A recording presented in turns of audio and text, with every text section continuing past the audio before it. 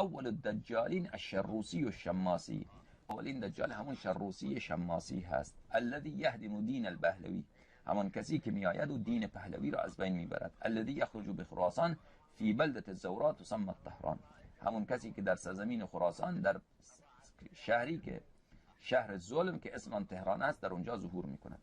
ثم بعد ذلك يقول الحسني الخراساني للمهدي، حسنی خراسانی به مهدی میگوید یا ابن رسول الله بأبي انت و امی، ای فرزند رسول خدا پدر و مادرم به فدای تو، ان الشروسی قد هلك قبل ظهورك و دفن بالری و كان عدوا لك ولشيعتك وخيار مواليك وقد هلك به اناس كثيرون. جانم به فدای شما ای فرزند رسول خدا صلی الله علیه و آله، شروسی قبل از ظهور شما مرده و در سرزمین ری اونجا دفن شده و او دشمن شما بود و دشمن شیعیان شما و دشمن یاران مخلص شما بود و به سبب او عده زیادی از مردم گمراه شده. فهل لك ان تحییه و تحاکمه و تذیقه عذاب الله و تنقم منه لشیعتك و محبیک. آیا قصد دارید که شروسی را زنده کنید و او را محاکمه کنید و به او بچشانید عذاب خدا را و از او انتقام بگیرید برای شیعیانتان و محبینتان؟ فیقول له المهدی بأبی و امی، پس مهدی که پدر و مادرم به فدای او باد سلام الله علیه میفرمایند نعم ما اردت ابن العم، نعم ما اردت ابن العم و حبذا ما قصد، میفرماید خوب امری را پیشنهاد کردید ای پسر عمو و خوب امری را شما قصد کردید. بلی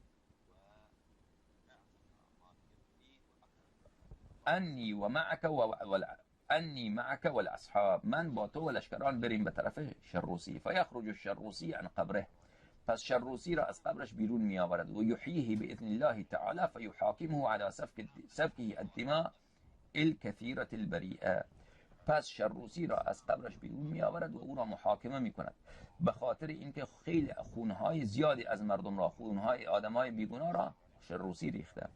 و اکله الاموال الطائله بالباطل، و مالهای زیاد، مالهای بی حد و بی حساب را به باطل خورده. و استحلاله الفروج المحرمه، و نوامیس محرم مردم را او برای مردم حلال کرده بود. و از اضطهاده خیار شیعتنا و موالینا، و او تحت ظلم خود قرار داده بود شیعیان خیر ما، شیعیان اهل خیر ما و دوستداران ما. و ادعائه ولایتنا و امامتنا کذبا و افتراعا علی الله و علی رسوله و علینا اهل البیت سلام الله علیه. و این شروسی ادعا کرده بود ولایت ما را و امامت ما را کذبا و افتراعا، از روی کذب و از روی دروغ. بله دروغ، در حالی که دروغ میبست بر خدا و رسول خدا و بر اهل بیت، ادعای ولایت کرده بود و ادعای امامت کرده بود. فیقتله قصاصا، پس او را میکشد از روی قصاص و ارتدادا، و از روی که اون شروسی اصلا مرتد بوده.